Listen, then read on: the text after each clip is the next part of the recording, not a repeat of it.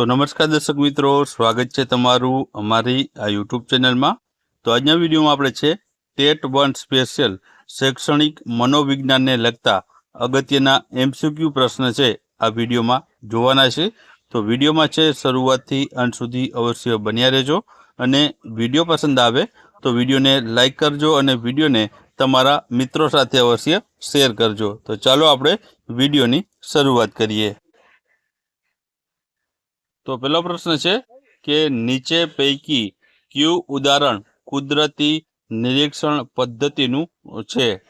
तो ऑप्शन आपेला छे 2 तास वच्चेना समयना वर्गना विद्यार्थीओना वर्तननो अभ्यास, बी छे उत्तरांचल में थयेल पूर प्रकोप में स्थल के विस्तार में जईने निरीक्षण करवू, सी छे कोई ढोंगी बाबानी पोल खोलवा माटे तेना परम शिष्य बनी माहिती मेळववी, के डी छे सरकारश्री तरफथी ग्राम्य अने शहरी विस्तारों में प्राप्त थती आरोग्यनी सवलतोनो अभ्यास करवो। तो आमांथी जवाब शुं आवशे? तो आमांथी जवाब आवशे ऑप्शन ए आवशे 2 तास वच्चेना समयना वर्गना विद्यार्थीओना वर्तननो अभ्यास करवो छे ते कुदरती निरीक्षण पद्धतिनुं उदाहरण रहेलुं छे। त्यारबाद आपणे आगळनो प्रश्न जोईए। तो प्रयोग दरमियान प्रयोगकर्ता अथवा तो निरीक्षकनी कोईपण अंगत मान्यता के मनोवलन ए पूर्वग्रह वगरनु निरीक्षण एटले शुं? तो एमां ऑप्शन आपेला छे नियंत्रण, पुनरावर्तन, परिवर्तन के वस्तुलक्षिता। तो आमां जवाब आवशे ऑप्शन डी आवशे, तेने वस्तुलक्षिता कहेवामां आवे छे। त्यारबाद गुजरात सरकार द्वारा शरू करवामां आवेली अभयम हेल्पलाइन नीचे पैकी शेनुं उदाहरण छे? ऑप्शन छे प्रायोगिक मनोविज्ञाननुं, असाधारण मनोवैज्ञानिकनुं, शाळाकीय मनोविज्ञाननुं के समाजलक्षी अने व्यक्तित्वनुं मनोविज्ञाननुं। तो आमां जवाब आवशे मित्रों ऑप्शन बी आवशे, असाधारण मनोविज्ञाननुं आ उदाहरण रहेलुं छे। त्यारबाद आगळनो आपणे प्रश्न जोईए। तो आगळनो प्रश्न छे के नीचे पैकी कयो अभिगम मानवीना मनना अज्ञात पासा उपर भार मूके छे? ऑप्शन आपेलो छे वार्तनिक, ऑप्शन बी छे मानववादी, ऑप्शन सी छे मनोगत्यात्मक, ऑप्शन डी छे बोधात्मक। तो आमां जवाब आवशे ऑप्शन सी आवशे, मनोगत्यात्मक छे ते मित्रों छे मानवीना मनना अज्ञात पासा उपर जे छे अभिगम भार मूके छे। त्यारबाद मननी रचनाना स्थाने प्रत्यक्षकृत अनुभवना संगठन उपर भार मूकतो अभिगम कयो छे? ऑप्शन छे समष्टिवादी अभिगम, ऑप्शन बी छे रचनावादी अभिगम, ऑप्शन सी छे वर्तनवादी अभिगम के ऑप्शन डी छे चेतनावादी अभिगम। तो आमां जवाब आवशे ऑप्शन ए आवशे, समष्टिवादी अभिगम। त्यारबाद आगळनो प्रश्न छे के नीचे पैकी वैज्ञानिक मनोविज्ञानना पिता तरीके कोण ओळखाय छे? ऑप्शन छे प्लेटो, एरिस्टोटल, विलियम जेम्स के वुंट। तो आमां जवाब आवशे ऑप्शन डी आवशे, वुंट ने छे मित्रों वैज्ञानिक मनोविज्ञानना पिता तरीके ओळखवामां आवे छे। त्यारबाद नीचेना पैकी क्यू मनोविज्ञाननुं ध्येय नथी? तो तमने ऑप्शन आपेला छे स्पष्टीकरण, वर्णन, आगाही के पृथक्करण। तो आमां जवाब आवशे ऑप्शन डी आवशे, पृथक्करण छे ते मनोविज्ञाननुं ध्येय नथी। त्यारबाद आगळनो आपणे प्रश्न जोईए। तो आगळनो प्रश्न छे के मनोविज्ञान मानवीनी तमाम मानसिक अने शारीरिक प्रवृत्तिओनो वैज्ञानिक अभ्यास छे। तो आ व्याख्या छे ते क्या मनोवैज्ञानिके आपी छे? ऑप्शन छे H.E. मेरेट, हिलगार्ड Atkinson, C.T. मॉर्गन के वॉटसने। तो आमां जवाब आवशे ऑप्शन बी जवाब आवशे, हिलगार्ड एटकिंसन छे तेमना द्वारा छे आ व्याख्या आपवामां आवेली छे। त्यारबाद आगळनो प्रश्न छे के धारो के एक बाळकनी बुद्धिशक्ति उपर थियामीननी असर थाय छे के नहीं ते तपासवा माटेना प्रयोगमां थियामीननी असर क्या प्रकारनो चल गणाशे? तो ऑप्शन आपेलुं छे स्वतंत्र चल, नियंत्रित चल, आधारित चल के परिवर्तक चल। तो आमां जवाब आवशे ऑप्शन ए आवशे, स्वतंत्र चल। त्यारबाद आगळनो प्रश्न जोईए। तो जे वर्तनना नमूनानुं मापन करवा माटे कसोटी रचवामां आवी होय ते अने मात्र ते ज वर्तनना पासानुं मापन करे તો તે કસોટી ખાલી જગ્યા ગણાય. ઓપ્શન આપેલા છે વસ્તુલક્ષીતા, યથાર્થતા, વિશ્વસનીયતા કે પ્રમાણિકતા.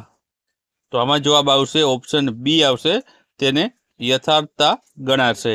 ત્યારબાદ આગળનો પ્રશ્ન છે કે દુર્ગાનંદ સિન્હાના પ્રતિમામાં બાળકના વિકાસના મુખ્ય 3 વિભાગો કયા છે? ઓપ્શન આપેલા છે મિત્રો, પાડોશી અને સમજ. ઓપ્શન બી છે શિક્ષક, શાળા અને સમાજ. ઓપ્શન સી છે ઘર, શાળા અને સમવયસ્કો. ને ઓપ્શન ડી છે શાળા, મિત્રો અને પર્યાવરણ. તો આમાં જવાબ આવશે ઓપ્શન સી આવશે, ઘર, શાળા અને સમવયસ્કો છે તે આ દુર્ગાનંદ સિન્હાના પ્રતિમાના બાળકોના વિકાસના 3 વિભાગો રહેલા છે. ત્યારબાદ આગળનો પ્રશ્ન જોઈએ. તો આગળનો પ્રશ્ન છે કે જીન પિયાજેના સિદ્ધાંત મુજબ 2 થી 7 વર્ષ સુધીના ઉંમરનો તબક્કો કયો છે? ઓપ્શન આપેલો છે મૂર્તિ ક્રિયાત્મકનો તબક્કો, અમૂર્તિ ક્રિયાત્મકનો તબક્કો, ત્યારબાદ છે સાવેદનિક કારક તબક્કો કે પૂર્વી ક્રિયાત્મક તબક્કો. તો આમાં જવાબ આવશે ઓપ્શન ડી આવશે, તેને પૂર્વી ક્રિયાત્મક તબક્કો છે તે ગણવામાં આવે છે. ત્યારબાદ નૈતિક વિકાસનો સિદ્ધાંત કયા મનોવૈજ્ઞાનિકે આપેલો છે? ઓપ્શન આપેલા છે કોહલબર્ગ, ઓપ્શન બી છે ફ્રોઈડ, ઓપ્શન સી છે જીન પિયાજે કે ઓપ્શન ડી છે સ્કિનરે. તો આમાં જવાબ આવશે તે આવશે ઓપ્શન એ આવશે, કોહલબર્ગ છે તેમણે આ નૈતિક વિકાસનો સિદ્ધાંત આપેલો છે. ત્યારબાદ આગળનો પ્રશ્ન આપણે જોઈએ. તો ફ્રોઈડે આપેલા મનોનૈતિક વિકાસના જે છે સિદ્ધાંત અનુસાર બાળકમાં 6 થી 12 વર્ષની ઉંમરની અવસ્થા કયા નામે ઓળખાય છે? ઓપ્શન છે મુખ કેન્દ્રીય અવસ્થા, શીર્ષ કેન્દ્રીય અવસ્થા, ઓપ્શન સી છે સુપ્ત અવસ્થા કે ઓપ્શન ડી છે ગુદા કેન્દ્રીય અવસ્થા. તો આમાં જવાબ આવશે ઓપ્શન સી આવશે, સુપ્ત અવસ્થા છે તેમને કહેવામાં આવે છે. ત્યારબાદ ચાર્લ્સ ડાર્વિને પોતાના પુસ્તક ધ ઓરિજિન ઓફ ધ જે છે સ્પીસીસ કયા વર્ષમાં પ્રકાશિત કર્યું હતું? તો ઓપ્શન આપેલા છે 1960, 1859, 1865 કે 1975. તો આમાં જવાબ આવશે ઓપ્શન બી આવશે, 1859માં છે મિત્રો ચાર્લ્સ ડાર્વિને છે પોતાનું પુસ્તક the origin of the species જે છે પ્રકાશિત કર્યું હતું. ત્યારબાદ આગળનો આપણા પ્રશ્ન જોઈએ. તો આગળનો પ્રશ્ન છે કે નીચેના પૈકી કયો કેન્દ્રીય ચેતાતંત્રનો ભાગ છે? ઓપ્શન છે સ્વાદુપિંડ, અનુકંપી ચેતાતંત્ર, ચેતાઓ કે કરોડરજ્જુ. તો આમાં જવાબ આવશે તે આવશે ઓપ્શન ડી આવશે, કરોડરજ્જુ છે તે કેન્દ્રીય ચેતાતંત્રનો ભાગ રહેલો છે. ત્યારબાદ નીચે પૈકી કઈ ગ્રંથિને સર્વોપરી ગ્રંથિ તરીકે ઓળખાય છે? તો ઓપ્શન આપેલા છે મસ્તિષ્ક ગ્રંથિ, કંઠી ગ્રંથિ, એનિડ્રીલ ગ્રંથિ કે સ્વાદુપિંડ. તો આમાં જવાબ આવશે ઓપ્શન એ આવશે, મસ્તિષ્ક ગ્રંથિ છે તેને જે છે સર્વોપરી ગ્રંથિ તરીકે છે ઓળખવામાં આવે છે. ત્યારબાદ આગળનો પ્રશ્ન આપણે જોઈએ. તો અમુક નિયમ અનુસાર લક્ષણોનું પરસ્પર મિલન કે ગોઠવણ એટલે ખાલી જગ્યા. તો ઓપ્શન તમને આપેલા છે વિચારણા, તર્કક્રિયા, સંકલ્પના કે સમસ્યાનો ઉકેલ. તો આમાં જવાબ આવશે ઓપ્શન સી આવશે, સંકલ્પના તેને કહેવામાં આવશે. ત્યારબાદ પ્રથમ આધુનિક કોમ્પ્યુટરની રચના કોણે કરી હતી? ઓપ્શન આપેલા છે Herbert Simon, John von Neumann, Erikson કે ચાર્લ્સ બેબરેજે. તો આમાં જવાબ આવશે મિત્રો તે આવશે ઓપ્શન બી આવશે, જ્હોન વોન ન્યુમેન છે તેમના દ્વારા છે પ્રથમ આધુનિક કોમ્પ્યુટરની રચના તેમના દ્વારા કરવામાં આવી હતી. ત્યારબાદ આગળનો પ્રશ્ન જોઈએ. તો વ્યક્તિ પોતાના પૂર્વાનુભવ કે સમસ્યાને નાના નાના પેટા વિભાગમાં વહેંચીને ઉકેલ સુધી પહોંચવાનો પ્રયત્ન કરે છે. તો તે સમસ્યા ઉકેલની નીચેના પૈકી કઈ રીતે સૂચવે છે? ઓપ્શન આપેલા છે હ્યુરિસ્ટિક્સ, સમસ્યા અવકાશ, અલ્ગોરિધમ કે પ્રયત્ન અને ભૂલ. તો આમાં જવાબ આવશે ઓપ્શન એ આવશે, હ્યુરિસ્ટિક્સ દ્વારા છે આ સૂચવે છે. ત્યારબાદ આગળનો પ્રશ્ન છે. તો વિચારનો ઝબકાર નીચે પૈકી કઈ બોધાત્મક પ્રક્રિયાનું એક સોપાન છે? તો ઓપ્શન આપેલા છે સમસ્યાનો ઉકેલ, નિર્ણય પ્રક્રિયા, વિચારણા કે સર્જનાત્મકતા.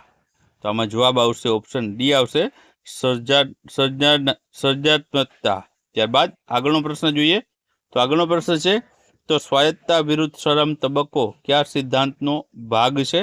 તો ઓપ્શન આપેલા છે જીવન વિકાસનો સિદ્ધાંત, બોધાત્મક વિકાસનો સિદ્ધાંત, મનોજાતીય વિકાસનો સિદ્ધાંત કે શાસ્ત્રીય અભિસંધાનનો વિકાસ સિદ્ધાંત.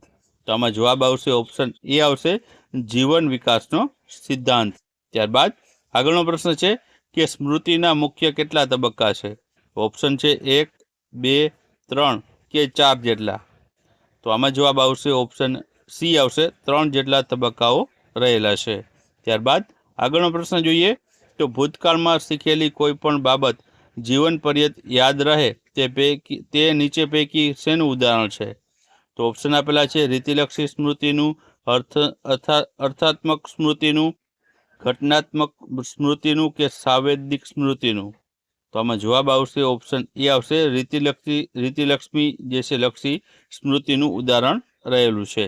ત્યારબાદ PQRST પદ્ધતિમાં એસ એટલે શું છે? ઓપ્શન આપેલા છે self confidence, self reaction, short term memory કે સક્સેસ. તો આમાં જવાબ આવશે ઓપ્શન બી આવશે સેલ્ફ જે છે રિએક્શન છે તે મિત્રો છે જે PQRST જે છે પદ્ધતિમાં એસનો મતલબ રહેલો છે.